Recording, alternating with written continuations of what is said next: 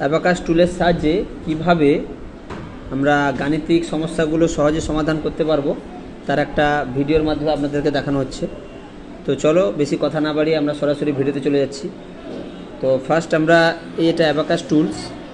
তো এই অ্যাবাকাস টুলে অনেকগুলো পয়েন্ট রয়েছে, এই যে সাদা সাদাগুলো পয়েন্টগুলো রয়েছে আপনারা নিশ্চয়ই দেখতে পাচ্ছেন। তো আমরা কাউন্টিংটা শুরু করব মূলত মিডিল যে পয়েন্টটা রয়েছে এখান থেকে, এবং এই মিডিল যে পয়েন্টটা যে রডটা রয়েছে সেই রডটাকে আমরা বলবো ইউনিট রড, এবং এখান থেকে আমরা ক্যালকুলেশনটা শুরু করবো। এটাকে ওয়ান্স প্লেস বলবো, এটা টেন্স, এটা হচ্ছে 100, এরকম করে আমরা করব। তো যদি বলা হয় যে অ্যাড 25, অর্থাৎ 25 কীভাবে আমরা এখানে দেখাবো। তো ফার্স্ট আমরা কি করব, এই যে বিটগুলো রয়েছে এগুলোকে বলা হয় আপার বিট আর এগুলোকে বলা হয় লোয়ার বিট।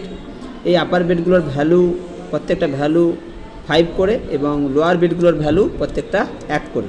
তো যদি বলা হয় যে অ্যাড 25, তখন আমরা কি করব, আমরা আমাদের ডান হাতের যে থাম রয়েছে সেই থামগুলোকে আমরা কি করব, এই লোয়ার বিটের ক্ষেত্রে আমরা অ্যাডিশনের ক্ষেত্রে ব্যবহার করব। তো চলো আমরা কীভাবে দেখাচ্ছি।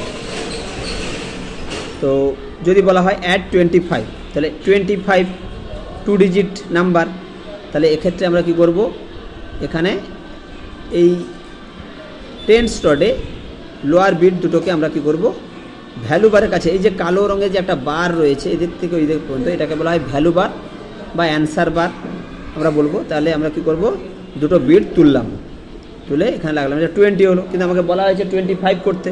তাহলে আমি কি করব, এটা ওয়ান্স রডে আপার বিট একটা এখানে ভ্যালু বারের কাছে নিয়ে গেলাম, তাহলে আমাদের হয়ে গেল 25।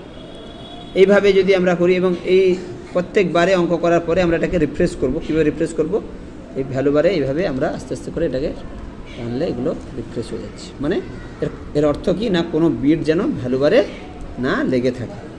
এই হচ্ছে আমরা অ্যাবাকাস সম্পর্কে প্রাথমিক একটা ধারণা দিলাম। আমরা পরবর্তীকালে আবার আমরা নতুন করে অনেক বিষয় ডিটেলসে নিয়ে আসবো।